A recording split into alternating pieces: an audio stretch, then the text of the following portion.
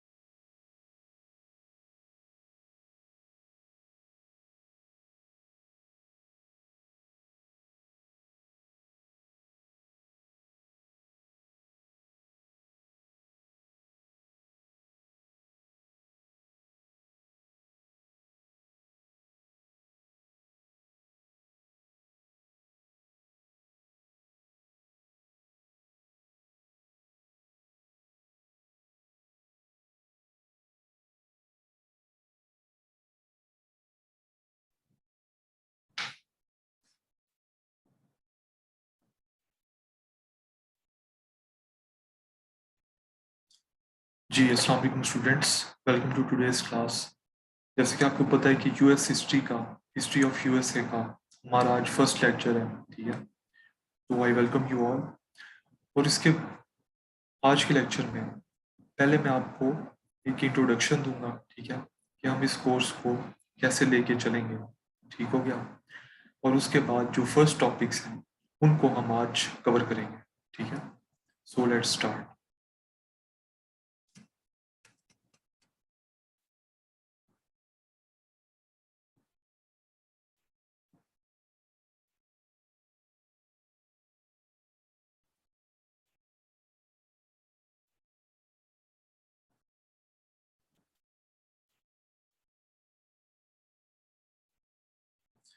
जी सबसे पहले आप में से जो लोग मुझे नहीं जानते, माय नेम इज मलिक बेदार बख्त and I'm from LUMS. I did my bachelor's from LUMS and I got 31st position in CSS 2021 and I got allocated to Police Service of Pakistan. Alhamdulillah. ठीक है। उसके बाद अभी कुछ लोगों को आप में से क्या हम हिस्ट्री ऑफ यूएसए को ऑप्ट करें ना करें, ठीक है, और इसमें क्या किया जाए। ठीक है, तो मेरे ख्याल से हिस्ट्री ऑफ यूएसए एक बहुत ही अच्छा ऑप्शन है। ठीक है, and why this is a good option वो मैं आपको बताता हूँ। कि सबसे पहले तो हिस्ट्री ऑफ यूएसए बहुत ही एक इजी सब्जेक्ट है। ठीक है, इसमें कोई रॉकेट साइंस नहीं है, बहुत ही स्ट्रेट फॉरवर्ड सब्जेक्ट। ठीक है, तो इस वजह से आपको इसको ऑप्ट करना चाहिए। फिर कुछ लोग कंफ्यूज होते हैं कि हम क्यों ना यूरोपियन हिस्ट्री ऑप्ट कर लें या ब्रिटिश हिस्ट्री ऑप्ट कर लें। ठीक है, यूएस हिस्ट्री का सिलेबस जो है वो शॉर्ट और प्रिसाइज है। ठीक है, क्लियर कट है, शॉर्ट सिलेबस है। ठीक है, तो इसका ये भी एडवांटेज है।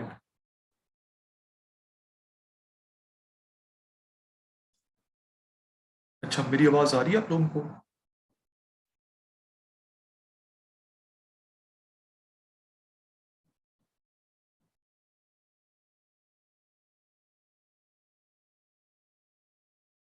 ठीक है। अच्छा, एक स्टूडेंट जो कह रहे हैं कि उन्हें नहीं आ रही, आपके एंड से कुछ इशू होगा, काइंडली उसको चेक करना। ठीक हो गया। तो दूसरी रीज़न ये है कि इसका जो सिलेबस है बहुत शॉर्ट है as compare to European history. European history का सिलेबस बहुत लंबा है। ठीक है, ब्रिटिश हिस्ट्री भी बहुत लेंथी है। ठीक है, और इस दफ़ा तो स्पेशली जो यूएस हिस्ट्री का एग्जाम आया, ठीक है, वो तो सीधा सीधा जो मैंने पढ़ाया भी हुआ था, अपने कोर्स में कवर किया था, ठीक है, वही उसी में से ही आया। और 4-5 क्वेश्चन, 7 में से 4-5 क्वेश्चन सीधे सीधे वही आए जो हमने क्लास में डिस्कस किए थे। और उनमें से 2-3 तो वही थे जो मैंने एक रात पहले, अल्लाह का शुक्र है, प्रिडिक्शन सही होगी, और जो स्टूडेंट्स ने तैयार किए थे वही के वही कॉपी पेस्ट आ गए, ठीक है। तो इस तरह से इसका सिलेबस जो है वो शॉर्ट है, ये एक ईजी सब्जेक्ट है, ठीक है। तीसरा, इसमें स्कोर भी अच्छा आता है। मेरा अपना 60 है, बाकी मैं कुछ अपने फ्रेंड्स को जानता हूँ उनके 70s में भी है, तो इसका स्कोर भी इसमें अच्छा आ जाता है, ठीक है, अगर आपकी तैयारी अच्छी हो, ठीक है। फिर पर्सनली मेरा इसमें कोई बैकग्राउंड नहीं था, आज से पहले मैंने कभी यूएस की हिस्ट्री नहीं पढ़ी थी, ठीक है। तो इसके लिए आपको कोई बैकग्राउंड भी नहीं चाहिए होता, ठीक है। कुछ सब्जेक्ट्स मुश्किल होते हैं, जैसे पब्लिक एडमिनिस्ट्रेशन मुश्किल है, ठीक है, गवर्नेंस एंड पब्लिक पॉलिसी मुश्किल है, ठीक है। तो उसके लिए आपको थोड़ा बैकग्राउंड होना चाहिए, इसके लिए आपको कोई बैकग्राउंड नहीं चाहिए होता, ठीक है। फिर इसका ये फायदा है कि ये पॉलिटिकल साइंस और जेंडर स्टडीज जैसे सब्जेक्ट्स अगर आपके हैं तो उनके साथ ही ओवरलैप करते हैं काफ़ी, ठीक है। इसमें काफ़ी ऐसे कॉन्सेप्ट्स हैं जो आपके पॉलिटिकल साइंस में भी यूज़ होंगे, ठीक है, जेंडर स्टडीज में भी यूज़ होंगे, ठीक है। और आप में से जिन लोगों का इंटरनेशनल रिलेशंस है उसके साथ भी काफ़ी ज़्यादा ओवरलैप करते हैं, ये जो वर्ल्ड वॉर 1 है, वर्ल्ड वॉर 2 है, कोल्ड वॉर है, ये सारी आपकी इंटरनेशनल रिलेशंस में भी यूज़ होंगी, ठीक है। तो that is another reason to opt US history. उसके बाद छठी रीज़न ये है कि बहुत ही एक इंटरेस्टिंग सब्जेक्ट है, ठीक है। अमेरिका देखें, सुपर पावर है, सबसे वेल्दी कंट्री है दुनिया का, ठीक है। तो सारी हम इसकी हिस्ट्री देखेंगे शुरू से लेकर अब तक, कि कैसे इसने इमर्ज किया, क्या इसकी हिस्ट्री थी, the greatest nation on earth currently, क्या इसकी हिस्ट्री थी। काफ़ी ये इंटरेस्टिंग भी है, ठीक है। तो ये रीजंस हैं why you should opt US history.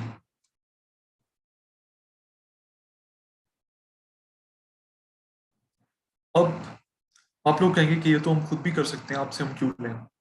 उसकी रीज़न ये है कि अल्लाह का शुक्र है, मेरा इसमें स्कोर अच्छा था, 60 मार्क्स मेरे आ गए, ठीक है। तो इसका मतलब मैंने कुछ तो एटलीस्ट सही किया था, जो मैं आपको बता सकता हूँ कि आप भी उसी तरह करें, ठीक है। दूसरी रीज़न ये है कि क्यों आप मुझसे लें, कि मैंने इसको बहुत ही शॉर्ट टाइम में प्रिपेयर किया था, एक स्मार्ट वे में थोड़ा प्रिपेयर किया था, ठीक है। कि इस तरह टॉपिक्स भी वो चूज़ किए जो इम्पोर्टेंट थे, जिनके आने की प्रोबेबिलिटी चांसेस ज़्यादा होते हैं, ठीक है। और उनको इस तरीके से कवर किया कि हर टॉपिक के ऊपर वैसे तो आपकी पीएचडी भी हो सकती है, लेकिन मैंने उनको कंसाइज प्रिसाइज वे में कवर किया, ठीक है, कि जितना एक क्वेश्चन का हक है बस उतना ही कवर किया, ठीक है। तो बहुत ही मैं एक इफेक्टिव वे में उसको प्रिपेयर कर सका। तो आपके साथ भी मैं जो नोट्स शेयर करूंगा, ठीक है, और जो आपको लेक्चर्स दूंगा, वो इंशाल्लाह उसी तरह ही आप लोग भी कवर करेंगे, ठीक है। उसके बाद हम इसमें कौन कौन से टॉपिक्स कवर करेंगे वो आपको मैं एक ओवरव्यू दे दूं, ठीक है। क्योंकि ये 2 हफ्ते का हमारा कोर्स चलना है, तो आपको एक आपके लिए एक आपके पास रोड मैप हो पड़ा, ठीक है। तो सबसे पहले हम इसकी जो ओरिजिनली 13 कॉलोनीज थी, अब तो यूएसए की 50 स्टेट्स ऑफ अमेरिका है, ठीक है। तो पहले बस 13 थी, वो कौन सी थी हम उनको देखेंगे, ठीक है।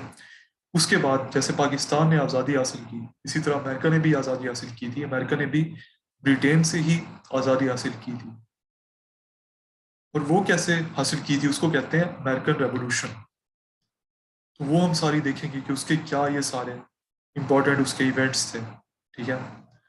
फिर अमेरिका ने जब आज़ादी हासिल कर ली, उसके बाद जो उनकी पॉलिटिकल पार्टीज सामने आई, ठीक है, वो कौन सी थी, उनमें क्या फ़र्क था। जो अमेरिका की इंपॉर्टेंट पर्सनैलिटीज़ थी, ठीक है, जॉन जे, अलेक्जेंडर हैमिल्टन, अर्ली ईयर्स में, उनकी हम प्रोफाइल देखेंगे, ठीक है। फिर पहले तो 13 कॉलोनीज थी, फिर जो वेस्ट था अमेरिका का वो सारा खाली पड़ा था, अमेरिका ने वेस्टवर्ड एक्सपेंड किया, ठीक है। वो कैसे एक्सपेंड किया वो हम देखेंगे, ठीक है। फिर वॉर ऑफ 1812 अमेरिका की हिस्ट्री में, यूएस की हिस्ट्री में बहुत एक इम्पॉर्टेंट वॉर है, ठीक है, जो इंग्लैंड के साथ हुई थी, यूके के साथ हुई थी, अमेरिका की वॉर, ठीक है। उसके क्या कॉजेज हैं, ठीक है, उसके क्या इंपॉर्टेंट इवेंट्स हैं, क्या उसके इफेक्ट्स हुए, वो सारे हम देखेंगे, ठीक है।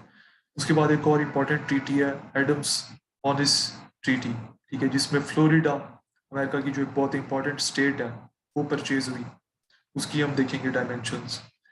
फिर मनरो डॉक्ट्रिन, जो यूएस का प्रेसिडेंट था उसने अपनी एक पॉलिसी इंट्रोड्यूस की, जो 100 साल तक उसकी वही पॉलिसी चलती रही, वो हम देखेंगे, ठीक है। उसके बाद अमेरिका में अर्ली ईयर्स में दो तरह की डेमोक्रेसी का कॉन्सेप्ट था कि कौन सी वाली डेमोक्रेसी होनी चाहिए, ठीक है। तो ये जो डिफरेंट डिफरेंट वर्जन्स थे डेमोक्रेसी के, वो क्या थे, उनमें हम डिफरेंसेस देखेंगे। फिर आपको पता है कि अमेरिका में 1865 तक स्लेवरी रही, तो स्लेवरी के क्या डिफरेंट पहलू थे वो हम देखेंगे, ठीक है। फिर सिविल वॉर आई, और सिविल वॉर के एंड में 1865 में स्लेवरी अबॉलिश हो गई। सिविल वॉर के क्या कॉजेज थे, ठीक है, क्या उसके इफेक्ट्स थे, क्या उसके मेन इवेंट्स थे, वो हम देखेंगे, ठीक है। उसके बाद अमेरिका इंडस्ट्रियलाइज हुआ सिविल वॉर के बाद, 1870 से लेकर 1916 तक, ठीक है, वो हम देखेंगे। स्पेनिश अमेरिकन वॉर हुई 1898 में, उसको भी। डॉलर डिप्लोमेसी क्या थी, ये पॉलिसी यूएसए की क्या थी, इसको हम स्टडी करेंगे। वुडरो विल्सन अमेरिका का एक बहुत इंपॉर्टेंट प्रेसिडेंट था, उसके 14 पॉइंट्स क्या थे जिसमें उसकी इंपॉर्टेंट पॉलिसीज थी, वो देखेंगे। फिर नेक्स्ट इंपॉर्टेंट प्रेसिडेंट आया FTR, Franklin D Delano Roosevelt, ठीक है। इसकी प्रेसिडेंसी देखेंगे कि उसके क्या इंपॉर्टेंट इवेंट्स थे। इसी के दौर में अमेरिका में ग्रेट डिप्रेशन आया कि बहुत ज़्यादा वहाँ पे अनएम्प्लॉयमेंट हो गई थी, ठीक है, महंगाई बहुत ज़्यादा हो गई थी। ये वो अमेरिका की हिस्ट्री का एक बहुत इंपॉर्टेंट इवेंट है, वो हम देखेंगे। ग्रेट डिप्रेशन जो था उसके क्या कॉजेज थे, उसके क्या इफेक्ट्स थे, ठीक है। वर्ल्ड वॉर 2 भी इसी के दौर में हुआ, उसके क्या कॉजेज थे, इफेक्ट्स थे, इवेंट्स क्या थे, वो सारा हम स्टडी करेंगे। मैनहट्टन प्रोजेक्ट, जिसके थ्रू यूएस न्यूक्लियर पावर बना, वो हम स्टडी करेंगे। आइजनहावर डॉक्ट्रिन, यूएस का जो प्रेसिडेंट आया वाइट डी आइजनहावर, उसका जो डॉक्ट्रिन था वो क्या था। जॉन फॉस्टर डुलेस, जो उसका सेक्रेटरी ऑफ स्टेट था इस प्रेसिडेंट का, उसकी प्रोफाइल को देखेंगे। सिविल राइट्स मूवमेंट, जिसमें ब्लैक पीपल को मजीद उनके राइट्स मिले, उसको स्टडी करेंगे। कोल्ड वॉर को हम देखेंगे, ठीक है। कोल्ड वॉर जो यूएस और रशिया की हुई 1947 से 1991 तक, ठीक है, उसके ये सारे कौन से इंपॉर्टेंट इवेंट्स थे, इवेंट्स के क्या कॉजेज थे, क्या इफेक्ट्स थे, वो सारे देखेंगे। यूएस चाइना रिलेशंस, ठीक है, Watergate scandal, black rights, black lives matter, ये मूवमेंट अभी भी चल रही है, ये क्या है, इसको देखेंगे, ठीक है। सेपरेशन ऑफ पावर्स कैसे में नजर आती है अमेरिकन सिस्टम में, वो देखेंगे, ठीक है। उनका प्रेसिडेंट कैसे इलेक्ट होता है, ठीक है। बिल ऑफ राइट्स क्या है, तो ये सारी चीज़ें हम देखेंगे। और ये बाकी भी जो उनके इम्पोर्टेंट डॉक्यूमेंट्स हैं यूएस की हिस्ट्री में, इनको भी हम देखेंगे, ठीक है। तो ये है हमारा सिलेबस, और इसको हम इन अ टू द पॉइंट मैनर हम इसको कवर करेंगे, ठीक है। कि जैसे मैंने आपको बताया, एक एक टॉपिक में पीएचडी भी की जा सकती है, लेकिन हमने सी एस एस स्पेसिफिक करनी है, ठीक है। कि जितना एक 20 मार्क्स का क्वेश्चन जितना जस्टिफिकेशन मांगता है हम उतना कवर करेंगे, ठीक है, ताकि आप कम से कम टाइम एंड एनर्जी के साथ आप उसको जल्दी से जल्दी कवर कर लें, ठीक है। फिर हर लेक्चर के एंड में जो चीज़ आपको समझ नहीं आएगी, वो क्वेश्चन आंसर सेशन होगा, तो आप अपना वो वाला कॉन्सेप्ट, वो वाली जो बात है, वो आप क्लैरिफाई भी कर सकते हैं, ठीक है। फिर मैं आपके साथ, इसमें मैंने आपके साथ ऑलरेडी शेयर भी कर दिया ग्रुप में यूएस हिस्ट्री का जो पास्ट पेपर है, उसमें आप देख सकते हैं कि कैसे पेपर प्रेजेंटेशन है, ठीक है। कहाँ पे मैंने ब्लू मार्कर यूज़ किया हुआ है, और राइटिंग के लिए आपने यूज़ करना है ब्लू यूनिबॉल विजन इलीट वाला पेन। क्यों? क्योंकि उससे आपकी राइटिंग सबसे ज़्यादा अच्छी आती है, और आपकी स्पीड भी सबसे ज़्यादा उसमें आती है, ठीक है। तो आप अभी से उसको यूज़ करें ताकि आपका उसके ऊपर हाथ सेट हो, और अभी साल पड़ा है ताकि ज़्यादा से ज़्यादा आपकी आपकी उससे प्रैक्टिस हो जाए, ठीक है। आपको कंसाइज नोट्स भी प्रोवाइड किए जाएंगे, ठीक है।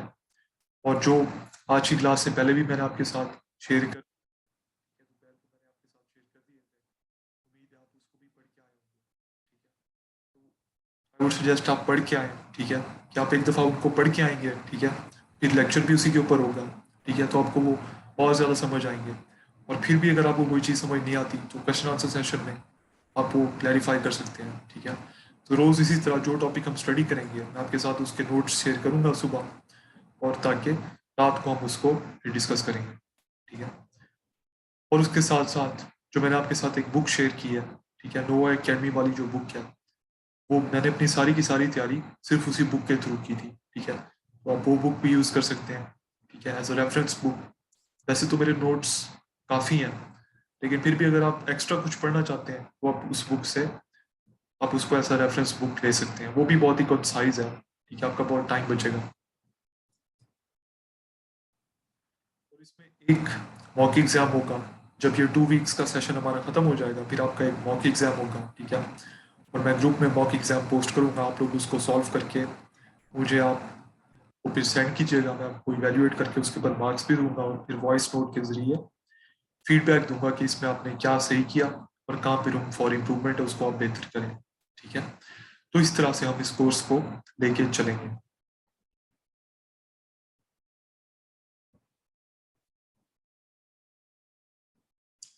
तो अब बात करते हैं हमारे फर्स्ट टॉपिक।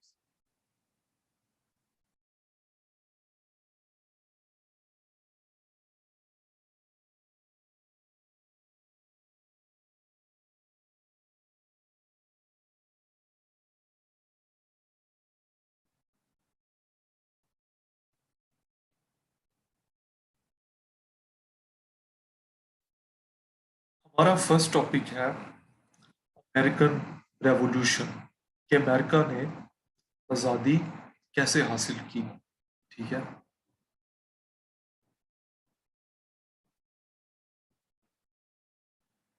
लेकिन उससे पहले, अमेरिका की आज़ादी हासिल करने से पहले आपको कुछ बैकग्राउंड पता होना चाहिए कि अमेरिका क्या था आज़ादी हासिल करने से पहले, ठीक है। तो मैं आपको बताता हूँ कि अमेरिका बेसिकली पहले एक कॉन्टिनेंट था जिसका किसी को पता भी नहीं था कि ये एग्जिस्ट भी करता है दुनिया में, ठीक है। तो पहली दफ़ा जो क्रिस्टोफर कोलंबस है, ठीक है, वो पोर्चुगीज एक आदमी था, वो अमेरिका गया यूरोप से, और उसने डिस्कवर किया कि ये भी एक कॉन्टिनेंट है, पूरा का पूरा ये तो कॉन्टिनेंट है, ठीक है।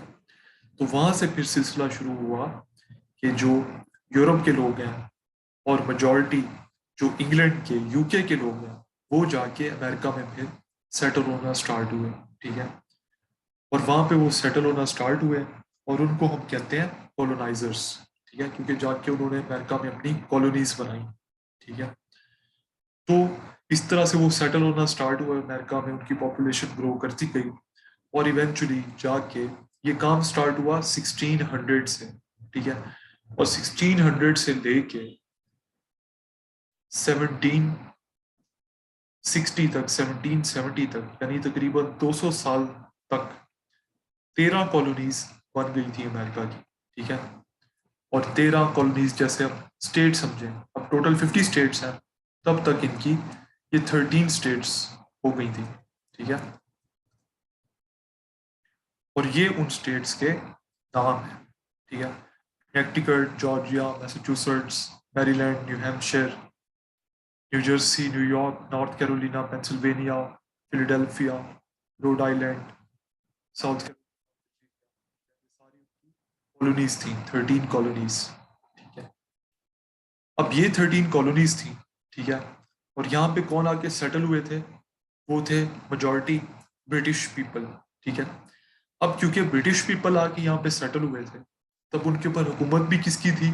ब्रिटिश की। जैसे सब कॉन्टिनेंट पे 1947 तक हुकूमत किसकी थी? ब्रिटिश की। उसी तरह अमेरिका की 13 कॉलोनीज के ऊपर भी हुकूमत जो थी वो ब्रिटिश की थी, ठीक है।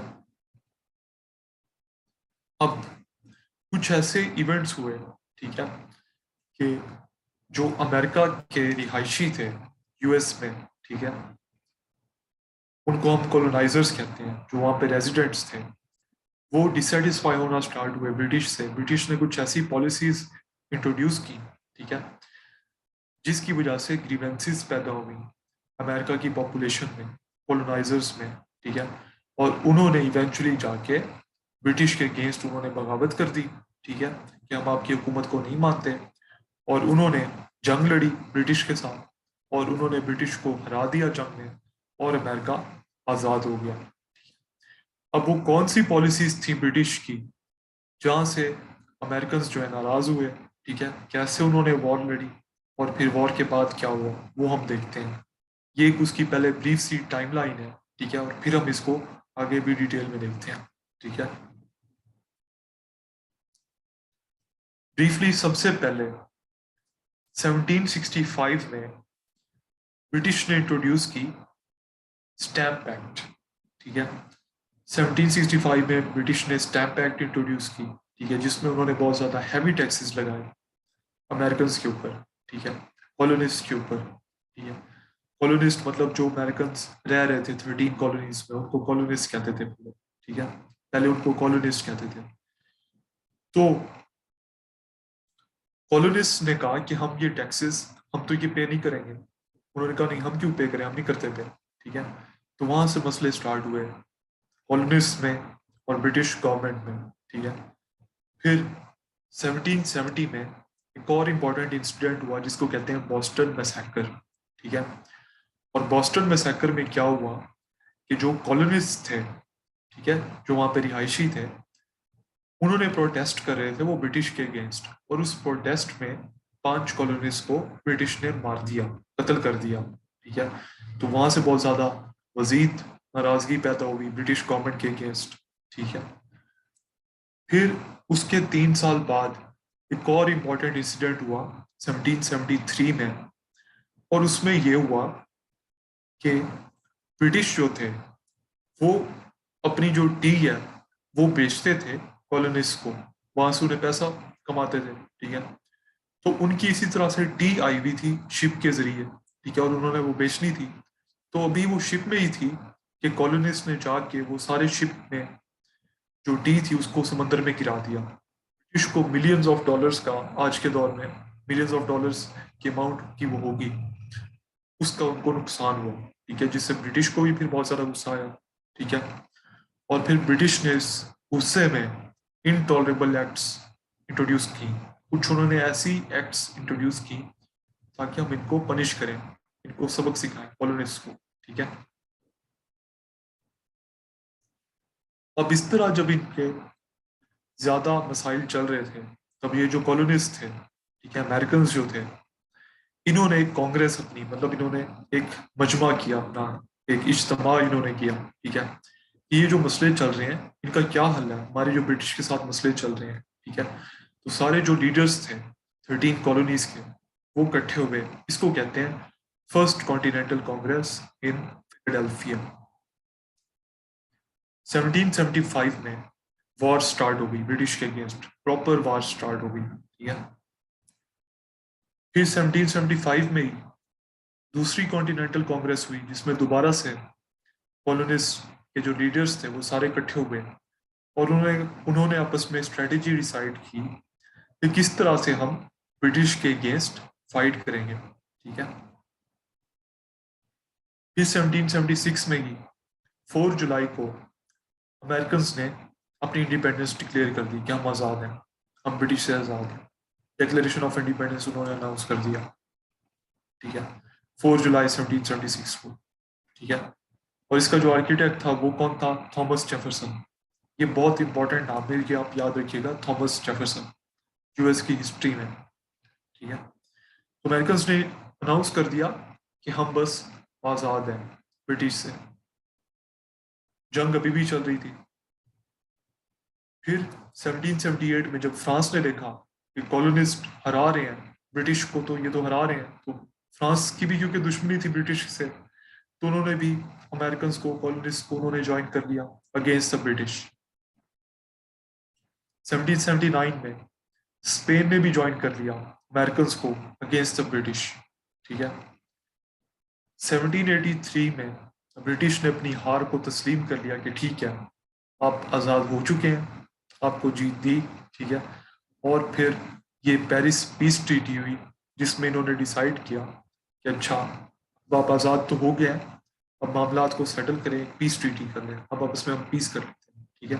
तो 1783 में ये पीस ट्रीटी हो गई। फिर अमेरिका का जो कॉन्स्टिट्यूशन है ये आ गया आपका 1787 में ये आपका कॉन्स्टिट्यूशन आ गया, ठीक है। 1789 में ये रेटिफाई हो गया, ठीक है, और अडॉप्ट हो गया, और अभी तक यही वाला कॉन्स्टिट्यूशन इनका चल रहा है। और इनका जो पहला प्रेसिडेंट था जॉर्ज वॉशिंगटन, वो भी 1789 में इलेक्ट हो गया, ठीक है। और जॉर्ज वॉशिंगटन ही था, ये जो ब्रिटिश के अगेंस्ट ये जो जंग चल रही थी, इसमें जो जनरल था, इनका मिलिट्री कमांडर था, वो यही जॉर्ज वॉशिंगटन ही था, ठीक है। तो इसी को फिर इन्होंने प्रेसिडेंट बना दिया अपना पहला, ठीक है। तो ये एक जनरल टाइमलाइन थी कि किस वजह से जो कॉलोनिस्ट थे, अमेरिकन थे, वो ब्रिटिश से नाराज हुए, क्या उनकी जंग हुई, ठीक है, और कैसे फिर वो जंग एंड हुई, ठीक है। ये एक ब्रीफ उसका ओवरव्यू था, टाइमलाइन थी। अब हम इसको डिटेल में देखते हैं, ये सारे जो इवेंट्स थे, ठीक है। अब इन इवेंट्स में सबसे जो पहला था इंपॉर्टेंट, वो था आपका ट्रीटी ऑफ पेरिस 1763, ठीक है। अब ये क्या थी ट्रीटी ऑफ पेरिस 1763, ये क्या थी, ठीक है। ये वो ट्रीटी थी जिसने ब्रिटेन और फ्रांस में जो उनकी जंग चल रही थी, ठीक है, वो जंग खत्म हुई, ठीक है। और उनके दरमियान जो जंग चल रही थी उसको क्या कहते थे, 7 years वॉर, वो वाली वॉर एंड हो गई, ठीक है। 7 years वॉर है, ये एंड हो गई इस ट्रीटी के जरिए। और इसमें ट्रीटी में क्या डिसाइड हुआ, इसमें ये डिसाइड हुआ कि फ्रांस की जो टेरिटरीज थी नॉर्थ अमेरिका में, ठीक है, पहले कुछ 13 कॉलोनीज में से और कनाडा में भी कुछ जगहों पे कब्जा जो था वो फ्रांस का था। तो फ्रांस ने अपनी हार मान ली कि ठीक है, हमारा अब यहाँ पे कोई स्टेक नहीं है, ठीक है। और जो 13 ब्रिटिश कॉलोनीज थी वहां पे, ठीक है, उनको कोई भी इस तरह का एक्सटर्नल थ्रेट जो है वो खत्म हो गया, ठीक है। तो ये थी आपकी ट्रीटी ऑफ पेरिस 1763, ठीक है। उसके बाद जो नेक्स्ट इंपॉर्टेंट इवेंट आता है वो आता है आपका स्टैम्प एक्ट 1765। ये क्या थी, अब देखें, इसमें ब्रिटिश ने क्या किया, ब्रिटिश का जो पार्लियामेंट था, जो लंदन में ब्रिटिश का पार्लियामेंट था, उसने कहा कि आप पैसा जमा करें, रेवेन्यू रेज करें, ठीक है। कॉलोनीज जो है 13 कॉलोनीज है, वहां से आप रेवेन्यू रेज करें, ठीक है। कैसे रेज करें, आप डायरेक्ट टैक्सेशन लगाएं, ठीक है, उनके ऊपर। और किन चीजों के ऊपर आप डायरेक्ट टैक्सेशन लगाएं, जो सारे कमर्शियल और लीगल पेपर्स हैं, ठीक है, जो भी जैसे आपके देखिए मैगजीन्स हैं, ठीक है, कमर्शियल पेपर्स हैं, लीगल पेपर्स हैं, ठीक है, न्यूज पेपर्स हैं, पैम्फलेट्स हैं, कार्ड्स हैं, जैसे प्लेइंग कार्ड्स होते हैं, ठीक है। हर तरह के इस तरह के लीगल और कमर्शियल पेपर्स के ऊपर एक टैक्स लगाया उन्होंने, ठीक है। और ये टैक्स इन्होंने किसके थ्रू लगाया, स्टैम्प एक्ट के थ्रू, ठीक है। ये इन्होंने क्यों स्टैम्प एक्ट इन्होंने इंट्रोड्यूस कराई जिसमें इन्होंने ये टैक्सेस लगाए, वो इस वजह से क्योंकि हमने देखा कि ब्रिटेन की इससे पहले जंग चल रही थी फ्रांस के साथ, जिसको कहते हैं 7 years वॉर, ठीक है। और obviously war is a costly affair, ठीक है, उसमें ब्रिटेन का बहुत ज़्यादा खर्चा हुआ था, ठीक है। और ब्रिटेन चाहता था कि अब उस खर्चे को अब थोड़ा कंपनसेट किया जाए, और इस वजह से वो पैसा जमा करने की कोशिश कर रहे थे। इस वजह से उन्होंने स्टैम्प एक्ट के जरिए टैक्सेस इंट्रोड्यूस कराए ऑन द 13 कॉलोनीज। दूसरी वजह उसकी ये थी स्टैम्प एक्ट की कि ट्रीटी ऑफ पेरिस जो हुई थी 1763 में, उसका सबसे ज्यादा फायदा भी कॉलोनिस्ट को हुआ था, ठीक है, कि फ्रांस के साथ जंग खत्म हो गई, ठीक है, और फ्रांस का जो थ्रेट था 13 कॉलोनीज को, वो थ्रेट खत्म हो गया, ठीक है। तो ब्रिटेन ने कहा कि क्योंकि इन 13 कॉलोनीज को ही सबसे ज्यादा फायदा हुआ है, ठीक है, उस जंग का, ठीक है, तो इनका ही हक बनता है कि ये उसका असाला अदा करें और ये इनके ऊपर टैक्स लगाएं ताकि पैसा जमा हो, ठीक है। तो दूसरी वजह ये थी स्टैम्प एक्ट की। इसके इफेक्ट्स क्या हो गए? ठीक है, स्टैम्प एक्ट की जो इन्होंने इंट्रोड्यूस कराई, ये सारे लीगल और कमर्शियल पेपर्स के ऊपर टैक्स था। पहले तो ये कि जो कॉलोनिस्ट थे, 13 कॉलोनीज के जो लोग रिहायशी थे, उन्होंने इसको अपोज किया। उन्होंने कहा नहीं, ये हम बहुत, ये ज्यादती है हमारे साथ, ये बहुत ज्यादा टैक्सेस हैं, ये नहीं होने चाहिए। उन्होंने इसको रेजिस्ट किया। ठीक है, और उनकी रेजिस्टेंस की वजह से 1765 में ये इंट्रोड्यूस हुई थी। 1766 में इसको वापस ले लिया गया। ब्रिटेन ने कहा ठीक है, वापस इसको ले लेते हैं। लेकिन ब्रिटेन ने एक और एक्ट पास कर दी। वो एक्ट क्या थी? उसका नाम था डेक्लेरेटरी एक्ट। ठीक है, और उसमें यह था कि ब्रिटेन कोई भी लॉ पास कर सकता है, जो लॉ उनको लगे कि ये लॉ सही है, वो कॉलोनीज के ऊपर, 13 कॉलोनीज के ऊपर ये लॉ कर सकते हैं। ब्रिटेन का ये हक है। ठीक है, तो उन्होंने कहा कि ताकि ये ना समझा जाए कि हमने स्टैम्प एक्ट जो वापस ले ली है, कि हमारा कोई हक ही नहीं है कोई भी एक्ट पास करने का, तो इस वजह से उन्होंने फौरन ये एक्ट पास की, ताकि ये बात इस्टेब्लिश हो कि हम अपनी मर्जी से कोई भी एक्ट पास कर सकते हैं आपके ऊपर। ठीक है, तो ये उसके स्टैम्प एक्ट के इफेक्ट्स थे। ठीक है, उसके बाद स्टैम्प एक्ट के बाद नेक्स्ट जो आपका इंपॉर्टेंट इवेंट आता है, वो आता है आपकी 1767। अब इनमें क्या हुआ था टाउनशेंड एक्ट्स में? या सबसे पहले तो ये थे क्या? बटवर्थ थे। ठीक है, ये कुछ मेयर्स थे जो ब्रिटिश पार्लियामेंट ने पास किए थे। ठीक है, और इनमें टैक्स था। 13 कॉलोनीज के ऊपर इनमें भी टैक्स था। लेकिन वो टैक्स किन चीजों के ऊपर था? ये 13 कॉलोनीज, ठीक है, जो भी चीजें इंपोर्ट करेंगी उसके ऊपर टैक्स ये पे करेंगी टू द ब्रिटिश गवर्नमेंट। ठीक है, ये इंपोर्ट्स के ऊपर टैक्स था, कॉलोनीज की इंपोर्ट्स के ऊपर टैक्स था। ठीक है, अब ये क्यों इंट्रोड्यूस कराया था ब्रिटिश ने? ये इस वजह से कि वही बात, जो 7 इयर्स वॉर थी, ब्रिटिश उसके लिए, उसका जो ब्रिटिश को नुकसान हुआ था, इस वजह से वो रेवेन्यू रेज करने की कोशिशें कर रहे थे।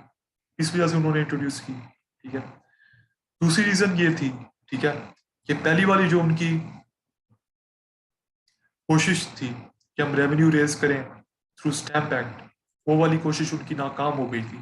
ठीक है, जैसे हमने देखा वो रिपील हो गई थी 1766 में। तो उन्होंने कहा चलो कोई और तरीका निकालें, रेवेन्यू तो रेज करने हैं। तो फिर उन्होंने इस तरह से इंपोर्ट्स के ऊपर टैक्स लगाया थ्रू स्टैम्प एक्ट। ठीक है, अब इसमें क्या, इसमें सिग्निफिकेंट कोई बात है? वो ये कि इंपोर्ट टैक्सेस तो लगाए, लेकिन स्पेशली वो इन चीजों के ऊपर थे जो ब्रिटिश से चाइना इंपोर्ट हो रहा था। जैसे हमारे चीनी के बर्तन होते हैं, ठीक है, उस तरह के चाइना के ऊपर ब्रिटिश से जो इंपोर्ट होता था उसके ऊपर टैक्स लगाया। ग्लास के ऊपर, पेंट के ऊपर, टी के ऊपर, इन चीजों के ऊपर जिन्होंने टैक्स लगाया। ये जो कॉलोनिस्ट है, ये वाली चीजें जब इंपोर्ट करेंगे ब्रिटिश से, तो इसके ऊपर इनको टैक्स लगेगा। ठीक है, अब इसके इफेक्ट्स क्या हुए? ये जो टाउनशेंड एक्ट्स में इंपोर्ट्स के ऊपर टैक्स लगाया, इसके क्या इफेक्ट्स हुए? ठीक है, सबसे पहले तो 1766 में ये इंट्रोड्यूस कराई गई। 1768 में अमेरिकन ने, कॉलोनिस्ट ने कहा कि हम बाइकआउट करते हैं, आपके हम गुड्स लेते ही नहीं, टैक्स आप लगाते हैं, हम लेते ही नहीं आपके गुड्स। ठीक है, तो सन्स ऑफ लिबर्टी एक ऑर्गेनाइजेशन थी उनकी, ठीक है, उसमें उन्होंने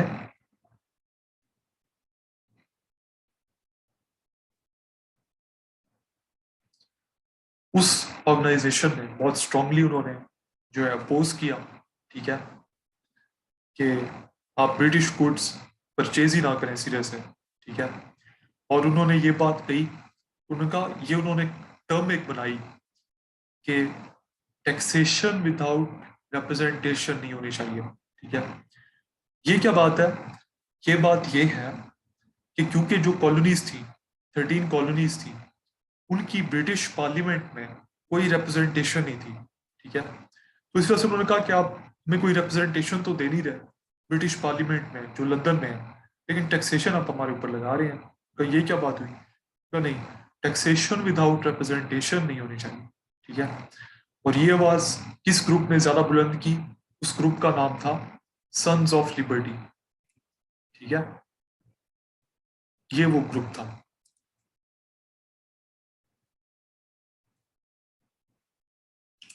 तो 24 टाउन्स जो थे मैसाचुसेट्स, कनेक्टिकट, रोड आइलैंड में, उन्होंने कहा कि हम ब्रिटिश गुड्स लेते ही नहीं, हमारा बाइकॉट है। ठीक है, ये किसका इफेक्ट हुआ? टाउनशेंड एक्ट्स का। दूसरा इफेक्ट ये हुआ कि बॉस्टन मैसेकर हो गया 1770 में। ठीक है, बॉस्टन मैसेकर में क्या हुआ? ठीक है, कि इस तरह के जो प्रोटेस्ट चल रहे थे, बाइकॉट चल रहे थे ब्रिटिश के अगेंस्ट। ठीक है, तो ब्रिटिश ने कहा कि हम, उन्होंने अपनी भेजी ट्रूप्स, ठीक है, कि बॉस्टन को ऑक्युपाई करें। ठीक है, और ये सारा जो प्रोटेस्ट चल रहे हैं ये खत्म करें। ठीक है, तो इस सिलसिले में, ठीक है, टेंशंस बहुत ज्यादा बढ़ रही थी कॉलोनिस्ट के दरमियान और ब्रिटिश के दरमियान। ठीक है, तो फिर एक प्रोटेस्ट हो रहा था, पीसफुल प्रोटेस्ट।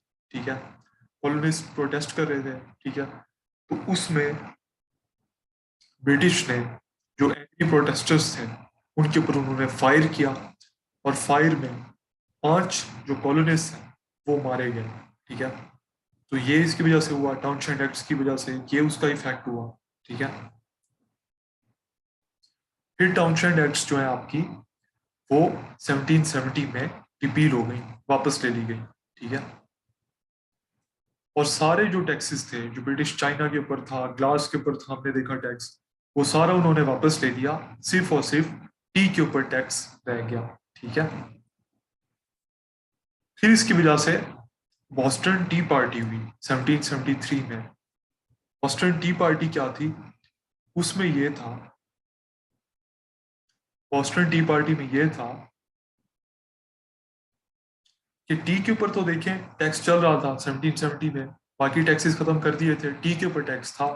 ठीक है, तो इसमें उन्होंने, जैसे मैंने आपको पहले बताया कि कुछ कॉलोनिस्ट ने ब्रिटिश के शिप को, जो टी जिसमें सारी लोड हुई हुई थी, वो सारी टी उन्होंने समंदर में गिरा दी। ठीक है, तो ये भी इसका एक इफेक्ट हुआ टाउनशेंड एक्ट्स का।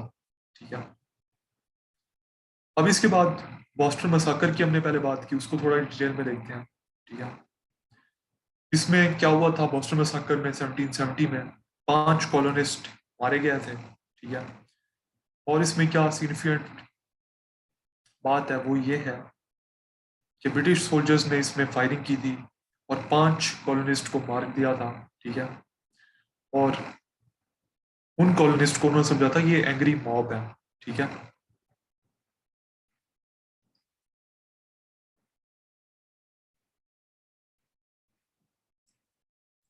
अच्छा, ये एक क्वेश्चन है कि I don't have details of some of these in my notes, मतलब मैं चेक कर लेता हूँ। ठीक है, तो मैं अगर उसमें नहीं है तो मैं फिर आपको अपडेटेड पे सेंड कर देता हूँ। ठीक है, अब इसके कॉजेस क्या थे? बॉस्टन मसाकर के कॉजेस क्या थे? ठीक है,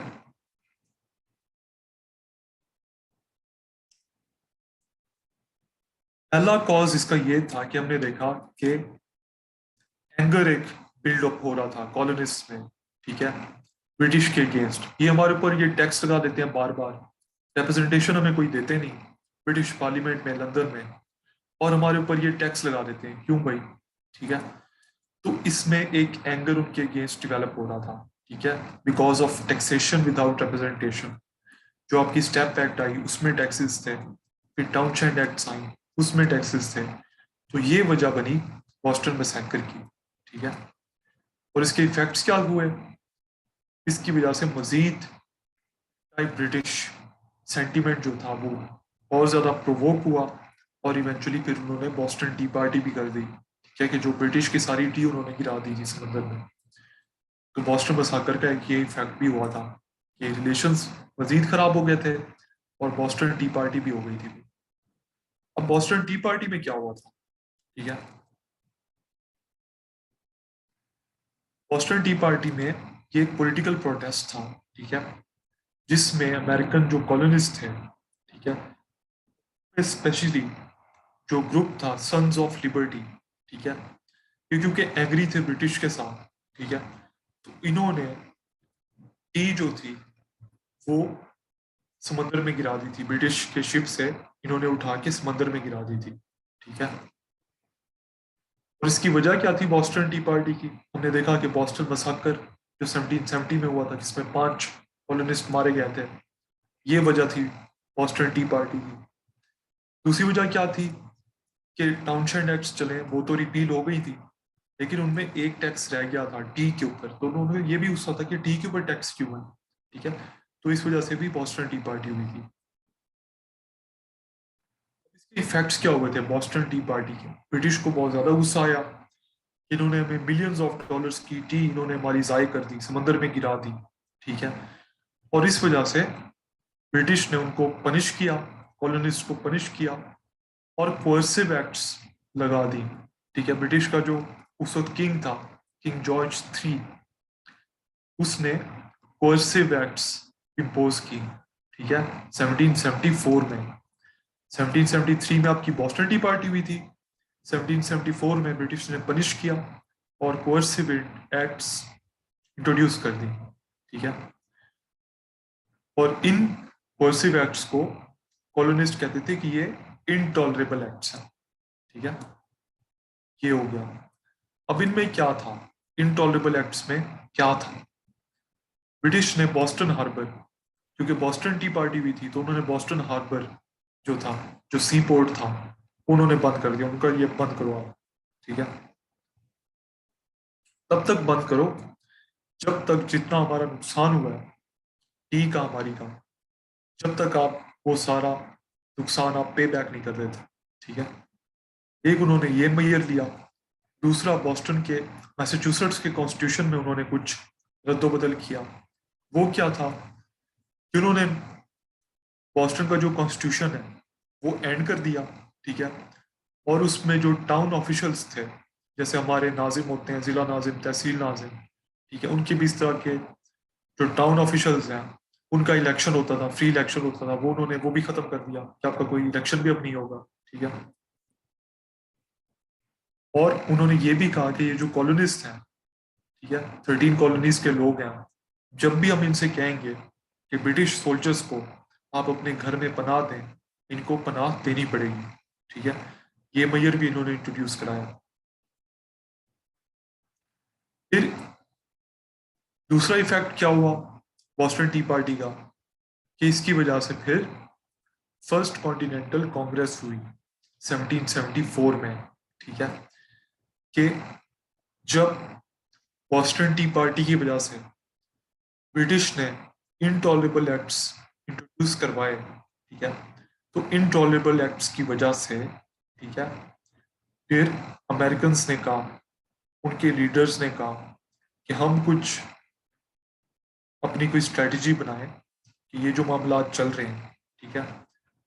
तो इलेक्टेड डेलीगेट्स, 13 कॉलोनीज थी उस वक्त, आपको पता है अमेरिका की, उन 13 कॉलोनीज के जो इलेक्टेड डेलीगेट्स थे वो आए, ठीक है, और वो फिलाडेल्फिया में मिले, ठीक है, जिसको कहते हैं फर्स्ट कॉन्टिनेंटल कांग्रेस, ठीक है। और उन्होंने ये कहा कि ये प्रॉब्लम सॉल्व करें कि हमने ब्रिटिश को किस तरह से हमने रेजिस्ट करना है, ठीक है। तो ये हुआ। फिर ये हुआ 1774 में फर्स्ट कॉन्टिनेंटल कांग्रेस। 1776 में क्या हुआ, अमेरिकन ने डिक्लेरेशन ऑफ इंडिपेंडेंस कर दिया, ठीक है, कि हम आज़ाद हैं ब्रिटिश से, ठीक है। और ये जो इनका डिक्लेरेशन ऑफ इंडिपेंडेंस था, एक डॉक्यूमेंट था जो किसने प्रिपेयर किया था, थॉमस जेफरसन ने, ठीक है। और इसके 3 सेक्शन थे इस डॉक्यूमेंट के। वो कौन से 3 सेक्शंस थे? उसका पहला सेक्शन ये था, एक स्टेटमेंट थी नेचुरल राइट्स थ्योरी की और पर्पस ऑफ गवर्नमेंट की, जिसमें उन्होंने कहा कि गवर्नमेंट का पर्पस ये है कि अपने सिटीजन्स के जो नेचुरल राइट्स हैं, life, liberty and pursuit of happiness, ये उन्होंने कहा कि सिटीजन का ये हक है, और इन हकूक को प्रोटेक्ट करना गवर्नमेंट का काम है, ठीक है। तो पहले उन्होंने ये बात की डिक्लेरेशन ऑफ इंडिपेंडेंस में। फिर उन्होंने एक लिस्ट दी ग्रीवेंसेस की अगेंस्ट द ब्रिटिश किंग, ठीक है, कि ये सारे जो राइट्स हैं ये ब्रिटिश किंग ने वायलेट की हैं, और बाकी भी उसने बहुत ज्यादा ज्यादतियां की हैं अमेरिकन कॉलोनिस्ट के साथ, ठीक है, जैसे ये एक्ट्स थी, ठीक है, बोस्टन मसाकर, इस तरह की सारी जो ग्रीवेंसेस हैं वो सारी उन्होंने लिस्ट डाउन की। ठीक है, ये उसका दूसरा सेक्शन था। फिर जो तीसरा सेक्शन था उसमें उन्होंने क्लियर कर दी इंडिपेंडेंस के, hereby we are free, ये बात उन्होंने तीसरे सेक्शन में कर दी। ठीक है, ये था उनका डिक्लेरेशन ऑफ इंडिपेंडेंस। अब डिक्लेरेशन ऑफ इंडिपेंडेंस के बाद 1783 में हुई आपकी treaty of Paris. Treaty of Paris में क्या हुआ, ठीक है, कि इसमें ब्रिटिश ने एक्नॉलेज की कि ठीक है आपके पास इंडिपेंडेंस है, ठीक है आपके पास फ्रीडम है, 13 जो कॉलोनीज हैं अमेरिकन कॉलोनीज ये अब आज़ाद है। ठीक है, और इनकी जो बाउंड्रीज हैं वो डिसाइड हुई कि इनकी बाउंड्रीज कौन कौन सी हैं। ठीक है, और इस तरह के मामला जो हैं वो उसमें हल हुए। अब इसमें कौन सी जो पर्सनैलिटीज थी वो इसमें शामिल थी, इनमें अमेरिका की तरफ से जॉन जे शामिल था। ठीक है, और उसको हम भी आगे वाले लेक्चर्स में स्टडी करेंगे कि जॉन जे कौन था, लेकिन इसमें भी जो ट्रीटी ऑफ पेरिस थी जिसमें सुलह हुई थी अमेरिका और ब्रिटिश की और जंग एंड हुई थी, ठीक है, उसमें भी वो बहुत एक प्रोमिनेंट पर्सनैलिटी था। दूसरी प्रोमिनेंट पर्सनैलिटी जॉन एडम्स था। ठीक है, इसको भी हम स्टडी करेंगे। तीसरी उनकी प्रोमिनेंट पर्सनैलिटी था बेंजामिन फ्रैंकलिन। ठीक है, और बेंजामिन फ्रैंकलिन को ये भी बहुत एक इम्पॉर्टेंट पर्सनैलिटी है अमेरिका की हिस्ट्री की। ठीक है, और ये सेल्फ मेड वेल्दी एक इंसान बना था। ठीक है, और 42 ईयर्स की एज में ये रिटायर हो गया था, और 42 ईयर्स की एज में रिटायर होने के बाद मतलब अपने बिजनेस से रिटायर हो गया था क्योंकि ये बहुत वेल्दी हो चुका था। ठीक है, और जीरो से इसने स्टार्ट करके वेल्दी हो गया था बहुत। फिर इसने सारा काम कम्युनिटी सर्विस के लिए किया। ठीक है, ये फिलाडेल्फिया से बिलोंग करता था तो स्टेट को इसने सर्व किया। ठीक है, फिर पूरी 13 कॉलोनीज को इसने सर्व किया। जो वॉर ऑफ इंडिपेंडेंस हुई थी, ठीक है, इसमें इसने पार्टिसिपेट किया, ब्रिटिश के अगेंस्ट इसने निगोशिएट किया, तो इसने भी बहुत इंपॉर्टेंट रोल प्ले किया। और इस ट्रीटी ऑफ पेरिस में 1783 में भी ये प्रेजेंट था।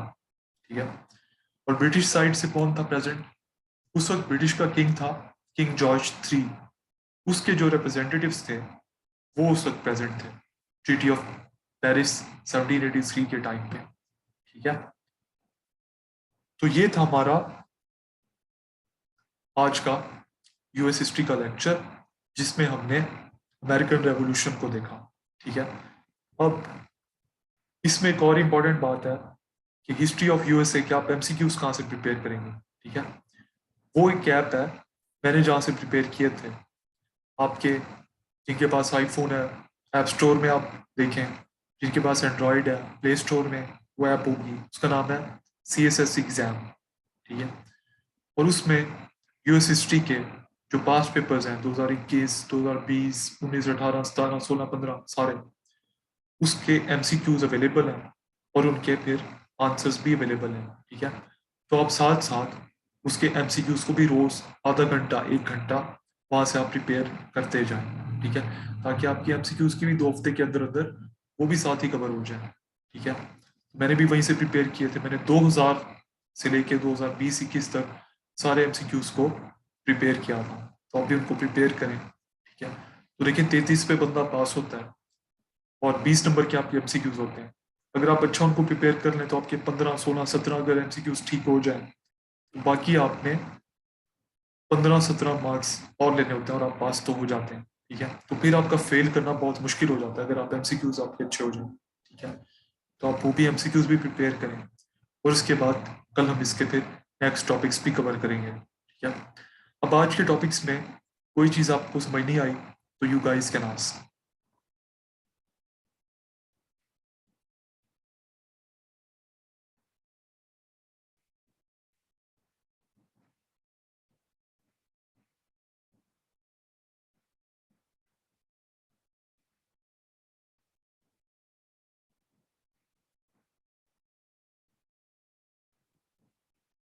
अच्छा क्वेश्चन है कि सर कौन सी पेन बताई आपने फॉर एग्जाम। जी उस पेन का नाम है यूनिबॉल विजन इलीट। ठीक है, blue pen Uniball vision elite.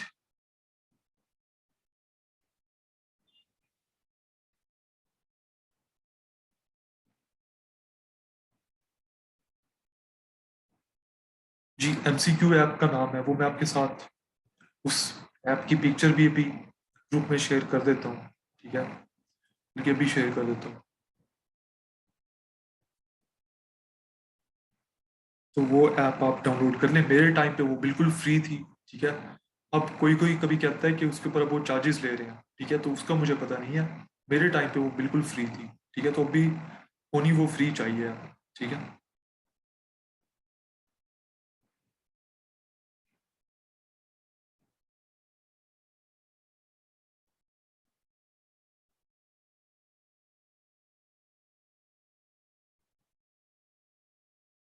जी, वो एमसीक्यूज मोर देन इनफ होंगे। देखिए, आप 2000 से लेके 2020 तक की जब एमसीक्यूज कर लें, ठीक है, 20 एमसीक्यूज हर साल के हैं, ठीक है, आप उनको एक दफ़ा प्रिपेयर कर लें, फिर बार बार बार बार उनको रिवाइज करें, तो आपके फिर असल एग्जाम में आपके एमसीक्यूज बहुत अच्छे हो जाएंगे। मेरे भी इसी तरह मैंने प्रिपेयर किया था, मेरे एमसीक्यूज अच्छे हो गए थे। बाकी आपके कुछ एमसीक्यूज हम ये जो कोर्स कवर करेंगे लेक्चर्स में, नोट्स में, इनके थ्रू भी आपके कवर होंगे, ठीक है।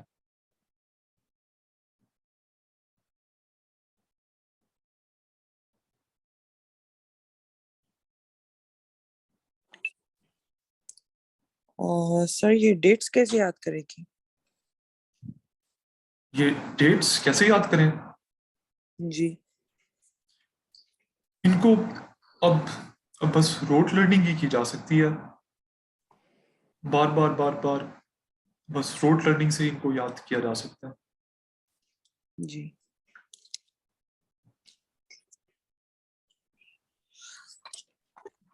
और कोई क्वेश्चन, कोई चीज़ आपको समझ ना आई हो?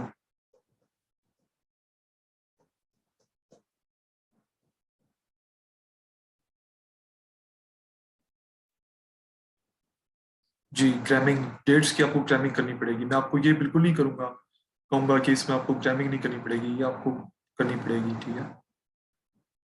It was good sir, thank you. Exam point of view से अमेरिकन रेवोल्यूशन इंपॉर्टेंट है, बहुत इंपॉर्टेंट है, ठीक है, बहुत इंपॉर्टेंट है। इसमें आपका क्वेश्चन आ जाता है स्टैम्प एक्ट के ऊपर, सिर्फ 5 मार्क्स का क्वेश्चन आ जाता है, ठीक है, वो हमने देखी, ठीक है। टाउनशेंड एक्ट के ऊपर क्वेश्चन आ जाता है 5 मार्क्स का, वो भी हमने देखा। पूरी अमेरिकन रेवोल्यूशन के ऊपर 20 मार्क्स का क्वेश्चन आ जाता है, ठीक है, जो सारी हमने स्टडी की। So it is very important. जी, अली, बस यही इसकी डायमेंशंस हैं जो मैं भी आपको अभी मैंने आपको बता रहा हूँ, ठीक है। स्टैम्प एक्ट के ऊपर क्वेश्चन आ जाता है, बॉस्टन मसाकर के ऊपर आ जाएगा 5 मार्क्स का छोटा छोटा क्वेश्चन, या पूरी अमेरिकन रेवोल्यूशन के ऊपर क्वेश्चन आ जाएगा, या कॉजेस के ऊपर आ जाएगा, ठीक है, कि क्या कॉजेस थे, बल्कि इस साल भी शायद आया ही हुआ था, इस साल भी शायद आया हुआ था।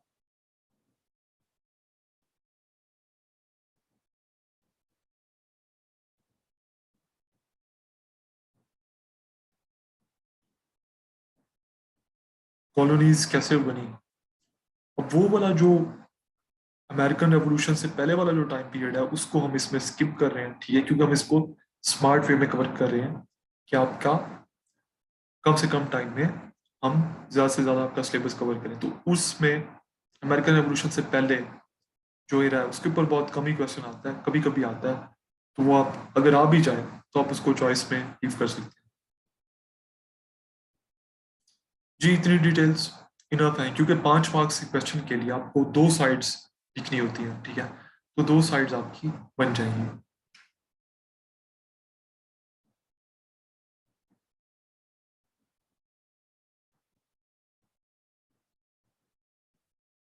और कोई क्वेश्चन, कोई चीज़ समझ ना आई हो?